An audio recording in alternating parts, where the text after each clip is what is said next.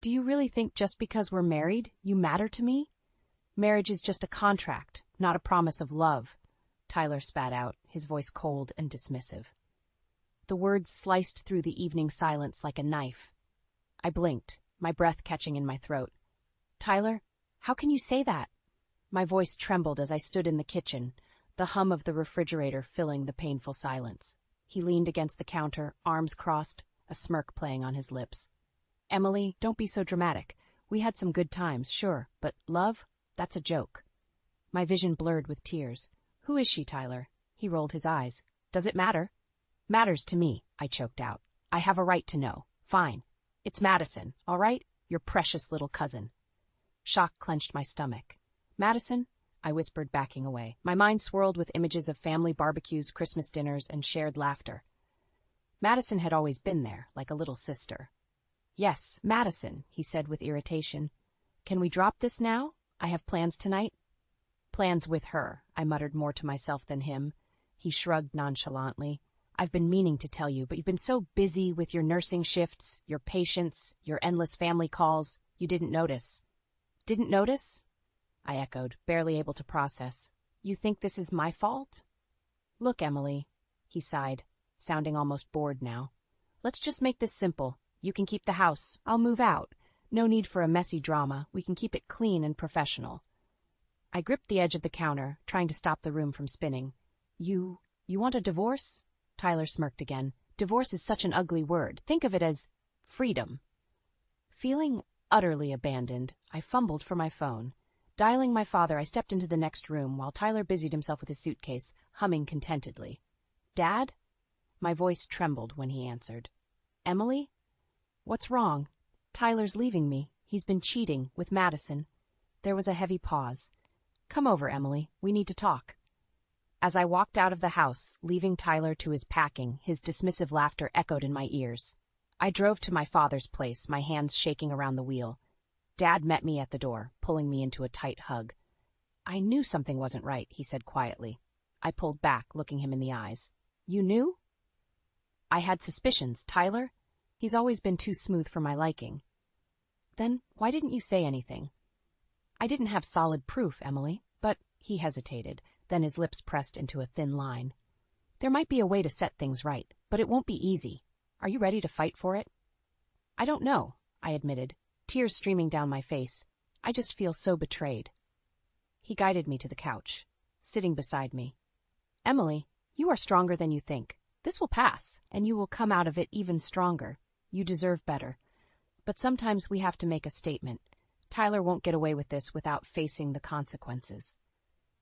What do I need to do? I asked, desperate and determined, the fire in my chest outweighing the pain. First, you'll need some information. We need a plan to ensure you come out of this with what you deserve.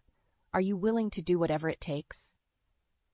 I nodded slowly, feeling the first sparks of resolve. Whatever it takes. Well then, he said, his voice firm, let's get started. For the first time that night, a small seed of hope bloomed within the heartache. I remember the first time I met Tyler. It was at a friend's barbecue just after college. He had that charming smile and a way of making everyone around him laugh.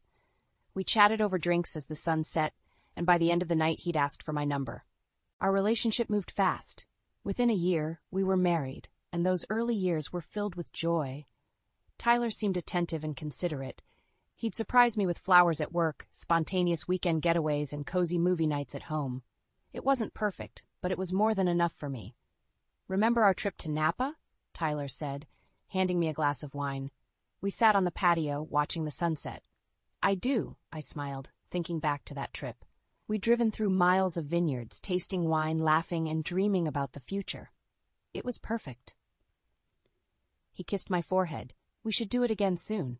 But things started to change. Tyler's late nights became more frequent. Work's been crazy, he'd mumble, dropping his briefcase by the door and heading straight to the shower. I used to wait up for him, eager to hear about his day, but his mood became unpredictable. Small things that never used to bother him, dishes in the sink, a missed call, would now set off an argument. Why can't you understand that I'm tired? He snapped one night as I asked how his day went. I'm just trying to talk, I said softly, hurt. Talk about what? The same stuff every day? He shook his head, grabbing a beer from the fridge. I confided in Lori at work. Something's off, I told her during a break. He's distant, moody. It's like he's another person sometimes. Maybe it's just stress, Lori suggested, though her tone wasn't entirely convincing. Have you tried talking to him? Every time I do, it ends in a fight. The first real clue came unexpectedly. I saw a text on his phone from a contact saved as M, a simple, thinking of you, with a heart emoji. My heart sank. I didn't want to believe it, but the seed of doubt had been planted. I started paying more attention. Tyler's irritability, his secretiveness, pieces of a puzzle I hadn't wanted to see.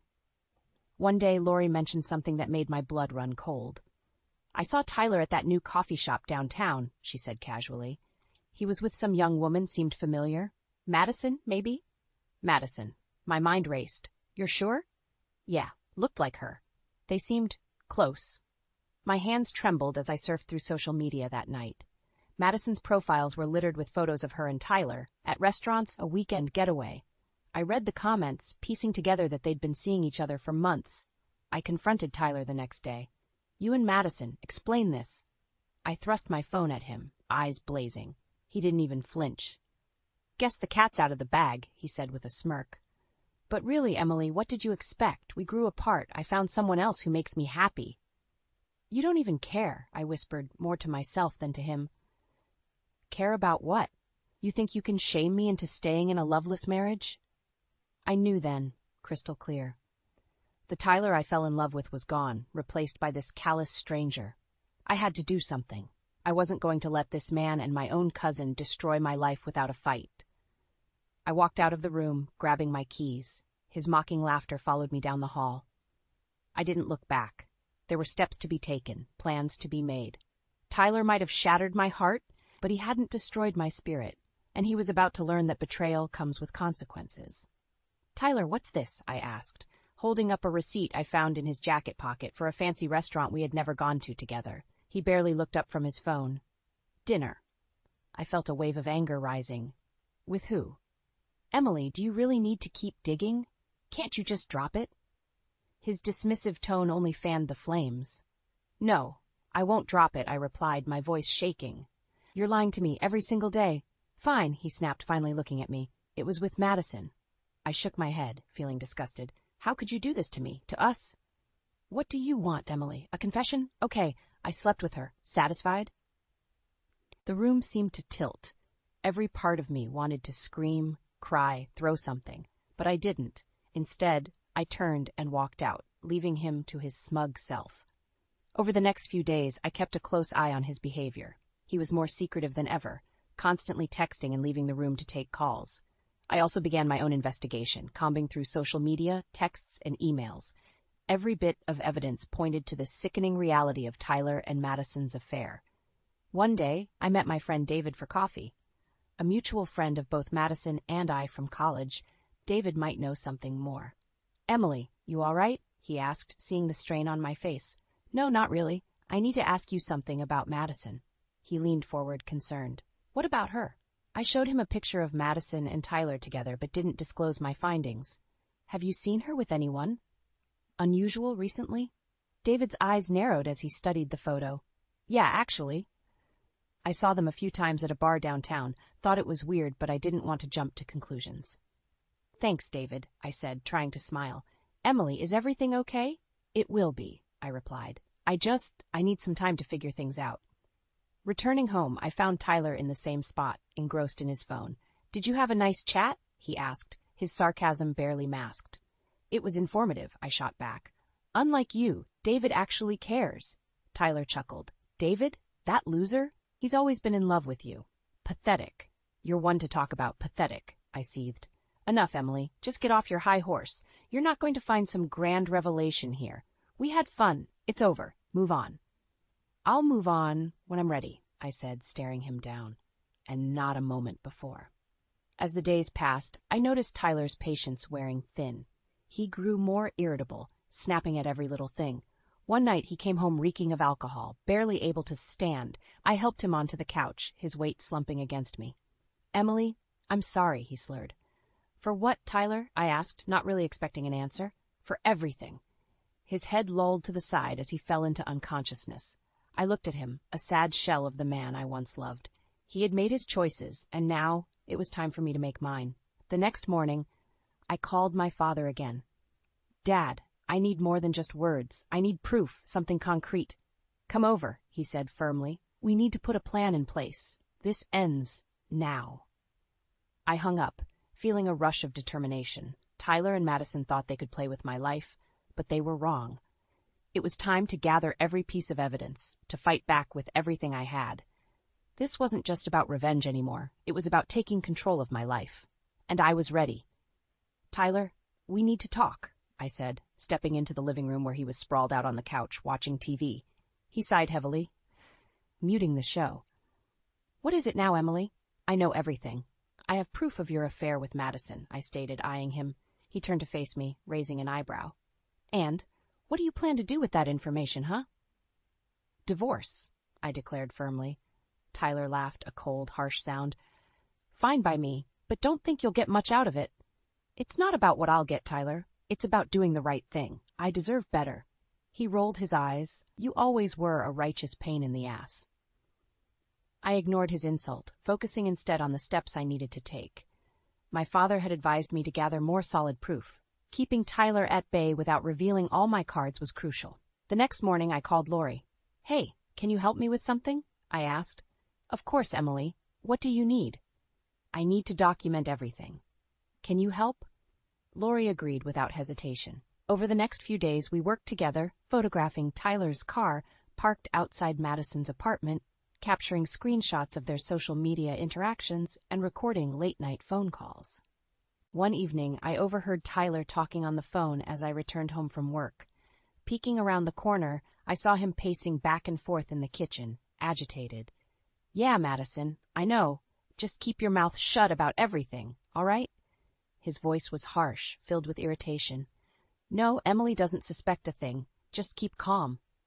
I quickly pulled out my phone, recording the conversation. This would be one more piece of evidence to add to the growing pile. Later that night, I confronted Tyler, determined to expose his apathy fully. "Tyler, I want you to listen to something," I said, playing back the recording of his call with Madison. His face twisted in anger. "You've been spying on me, Emily? That's low, even for you." "I did what I had to do," I responded. "You've been betraying me and lying. It's not low, it's justice." "Oh, please," he sneered. "You're just a bitter, pathetic woman trying to cling to some semblance of control." Hearing his words stung, but I stood firm. "I'm more than you think, Tyler, and you'll see that soon enough." The next day, I met my father at his house. "Dad, I have a plan," I said, outlining the evidence I'd gathered. He nodded thoughtfully. "It's a good start, but we need to ensure you're protected," he advised.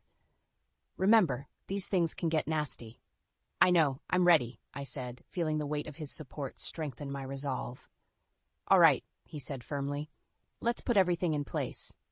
Tyler won't know what hit him." The following weekend, I approached Tyler once more. "We need to talk about what happens next," I said coolly. "Again with this, Emily? Just get on with it," he grumbled, uninterested. "I want a fair divorce settlement, and I want you out of the house by the end of the month," he scoffed. "You don't get to make demands." "Here's my demand," I said, pushing a folder of evidence into his hands. "Do this the easy way, Tyler." His face paled as he flipped through the contents. How did you bitch," he sputtered. "No, Tyler, just a woman who's done with lies," I said, unflinching. "Fine," he growled, slamming the folder down. "You win this round." As he stormed out, I felt a sense of cold satisfaction. Victory wasn't far now, and neither was justice. This was just the beginning of the end for Tyler and Madison. "Emily," my father said, leaning forward across his desk, "we need to be thorough. Are you sure Tyler hasn't hidden anything from you financially?" I shook my head. "Not entirely sure, but I wrote down every suspicious transaction I found. His spending habits have changed drastically." "Good," he nodded. "We'll need to draw a clearer picture. The goal is to protect you financially and legally." I handed him the list of transactions. "He's been draining our savings, lavish dinners, hotel stays, expensive gifts." Dad sighed, scanning the list. "We'll need to move quickly. These documents will help you claim your rightful share of assets." "Already on it, Dad," I responded, seeing his proud nod in return. Returning home, I found Tyler in the middle of a phone call. He sneered at me but continued talking. "Yeah, babe, don't worry about the money. We'll figure it out," he said, not even bothering to lower his voice. I smiled to myself. His arrogance would be his downfall. I spent the next few days gathering more evidence. Every sneaky move Tyler made, I noted. Every time he insulted me, I documented it. Unknown to him, I had cameras set up, recording each vile word and action. My father also arranged a meeting with a lawyer to discuss the inheritance. "Emily, you need to protect your assets," he said, handing me a stack of papers. "Our lawyer will guide you on how to safeguard your interests against Tyler's machinations." The lawyer, Mr. Reynolds, was direct. "Emily, you deserve justice. This inheritance is substantial. If Tyler attempts to claim any part of it, he must be stopped." "Thank you," I said, feeling slightly reassured. The plan was falling into place. Tyler and Madison believed they were sneaking away with their affair. Little did they know, they were walking into a trap. I invited them to a family gathering under the pretense of reconciliation. Standing in the living room, I greeted Madison with a forced smile. "Thank you for coming," I said, barely masking my contempt. "Of course, Emily," she responded, her voice dripping with fake sweetness. Tyler wrapped an arm around her, trying to look innocent. "We want to move forward, Emily. Make amends." "That's good to hear," I said, keeping my tone calm. "Let's discuss everything over dinner." The dining table was set, family photos and candles creating a false sense of warmth and nostalgia. Everyone gathered, clueless about the storm brewing behind my composed facade. Halfway through dinner, I stood up, tapping my glass. "I have an announcement to make," I began. "I've been gathering some information. Tyler, Madison, you might find this interesting." Everyone grew silent, sensing the tension. I pulled out my phone, connecting it to the TV. This is what my husband and cousin have been up to.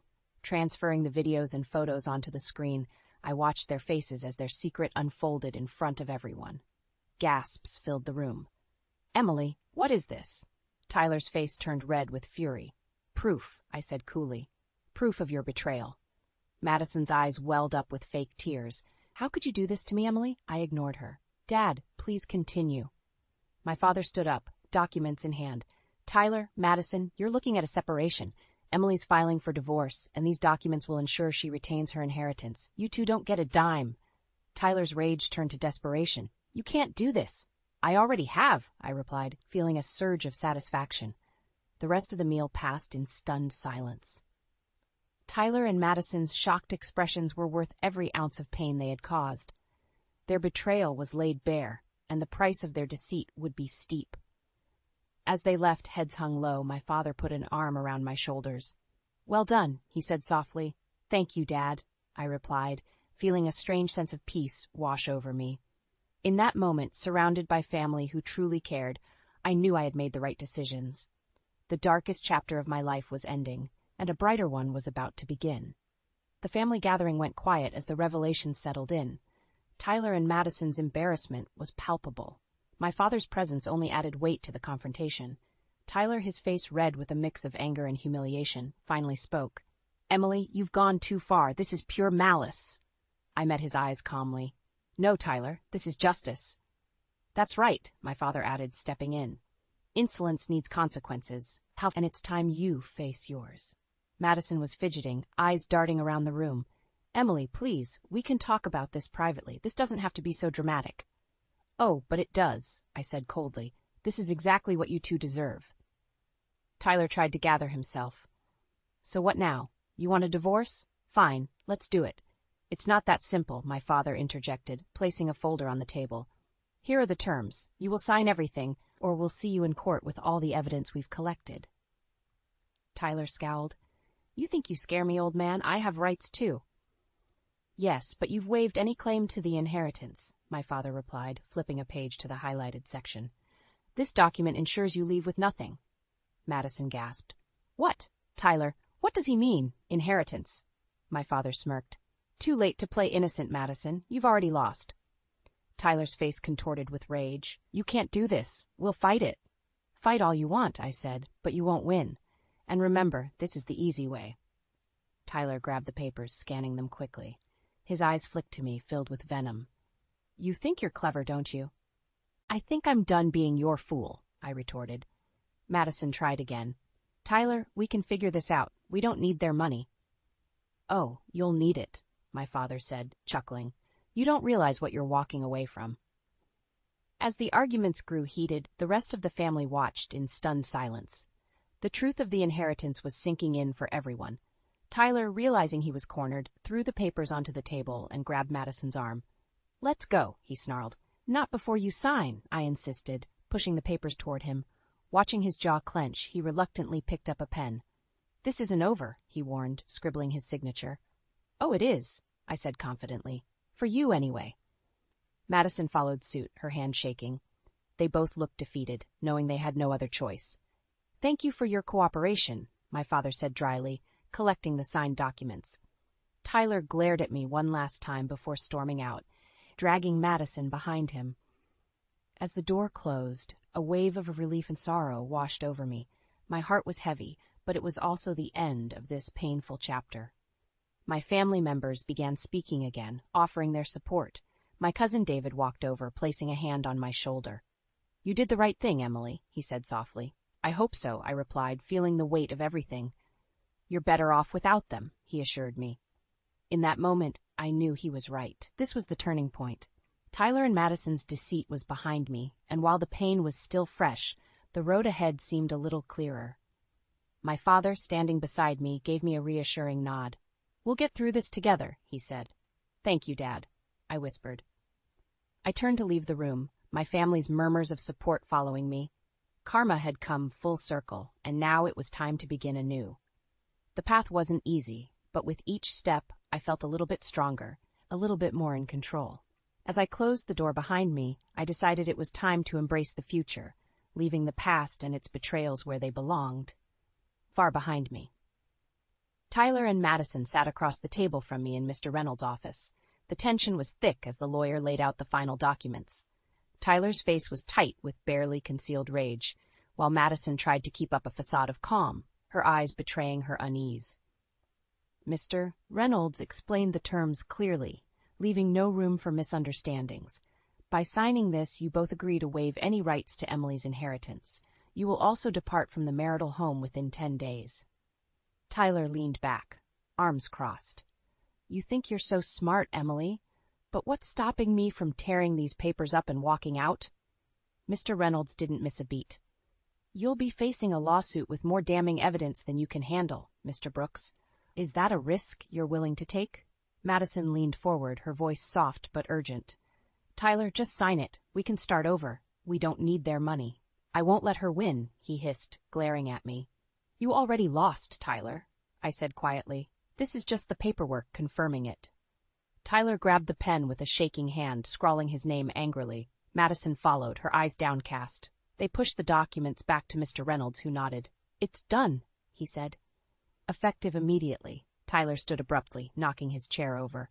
You think you've destroyed me, Emily, but you'll see that I can rebuild everything you took from me. We'll make it without your blood money. He stormed out, Madison hurrying after him. You know where the door is, Mr. Reynolds called after them, his tone ice-cold. As they left, a strange sense of calm washed over me. I turned to Mr. Reynolds. Thank you for everything. It's not over yet, Emily, he said, his tone softening, but you've taken a huge step forward. I walked out of the office, my heart lighter than it had been in months. At home, I packed Tyler's things, setting them by the door. There was no looking back, only forward. The next few days were a whirlwind. My father's lawyer finalized all the legalities, and I began to manage my newfound independence. Tyler's friends and family were quick to take sides, but I found solace in the unwavering support of my own family and close friends. One afternoon, Lori called. Hey, how are you holding up? Honestly, better than expected, I admitted. You're so strong, Emily. I always knew you'd come out on top, she said. I couldn't have done it without you, I replied. A few days later, I heard news from my father. Tyler got a transfer at work.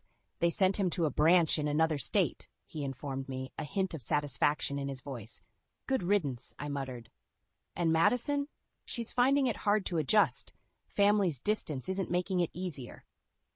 Hearing that brought a mix of satisfaction and sadness. That's their mess to deal with, I said. You did the right thing, Emily, Dad reassured me. You deserve to move forward with your life. As days turned into weeks, I began to rebuild. I redecorated the house, making it my own again. Friends and family visited more often, filling the space with laughter and support. Slowly, the house felt less like a battleground and more like a sanctuary. One evening, David dropped by. "Just wanted to check in," he said, holding a bottle of wine. "Come in," I smiled, genuinely glad to see him. As we sat on the patio, sipping wine and talking, a sense of peace settled in my heart. The storm had passed. It wasn't about revenge anymore. It was about finding myself again and embracing a future free of deceit. "I'm proud of you, Emily," David said, clinking his glass against mine. "Thank you," I replied, feeling the weight of the past lift off my shoulders. "Here's to new beginnings." "To new beginnings," he echoed, and for the first time I could truly see the light ahead. I walked into the hospital with a newfound sense of purpose. The weight of Tyler and Madison's betrayal no longer clung to me like a shadow. My coworkers noticed the change. "Emily, you look lighter," Lori remarked as we prepped for a busy shift. "Thanks, Lori, I feel it," I replied with a genuine smile. As the weeks turned into months, I threw myself into work, finding comfort in helping others. My patients appreciated my dedication, and their gratitude filled the void left by my shattered marriage. The hospital became a place of healing for me as much as for them. One day, as I was finishing my shift, I heard whispers about Tyler's downfall at work. Curious, I overheard a few colleagues discussing it. "Did you hear? Tyler got transferred again. This time it's to some remote office in a small town," one nurse said. "Serves him right." So another chimed in. "He was a jerk to everyone here." I couldn't help but feel a sense of vindication. Karma, it seemed, had finally caught up with Tyler. Yet, I refused to let his fate consume any more of my thoughts. I had my own life to live, one filled with promise and new beginnings. Back home, I continued to transform my surroundings. The house, once a symbol of my broken marriage, became a canvas for my newfound independence. I painted the walls in fresh, vibrant colors, replaced old furniture, and filled the rooms with plants and artwork. Friends and family helped, their presence weaving a tapestry of support around me. One evening, Madison called. Her number flashing on my screen made my heart race. But I answered. "What do you want, Madison?" I asked, my voice steady. "Emily, I know you hate me, but I need to talk," she began, her voice strained. "What could you possibly have to say?" I replied coolly. "Tyler and we broke up. Everything fell apart after the divorce. I wanted to apologize," she said, her voice breaking. I took a deep breath, considering her words. "Madison, apologizing now doesn't change what you did. You betrayed me." I know," she pleaded. "I've lost everything, Emily. I don't expect forgiveness, but I needed you to know I'm sorry." "Sorry won't fix this, Madison," I said, feeling a calm resolve, "but I hope you find a way to make amends in your own life." The line went silent before she quietly hung up. I set my phone down, feeling a strange mix of closure and release. It was truly over. As days passed, I started exploring new interests. I took up painting, joined a local book club, and began volunteering at an animal shelter. Each new activity breathed life back into me. One weekend, as I was painting in my backyard, David stopped by. "Still working on that masterpiece?" he teased. "Trying to," I laughed. "Want to join?" He picked up a brush, and we painted in companionable silence. It was moments like these that made me realize the beauty of simple connections and honest relationships. David and I grew closer, our bond deepening with time. One evening, as we shared dinner, he reached across the table, taking my hand. "Emily, I've always admired your strength," he said softly. "You've come out of this stronger than ever." "Thank you, David," I replied, feeling my heart warm. "And thank you for standing by me." "I wouldn't be anywhere else," he said, smiling. Life moved forward, one step at a time. Tyler and Madison became distant memories, their betrayals replaced by experiences that brought growth and happiness. Surrounded by people who truly cared, I learned that life's scars don't define us. They shape us, make us stronger, and prepare us for a future filled with endless possibilities. With the past behind me, I embraced each new day with hope and determination. The darkness had passed, and in its place, a bright, uncharted future awaited. This was just the beginning.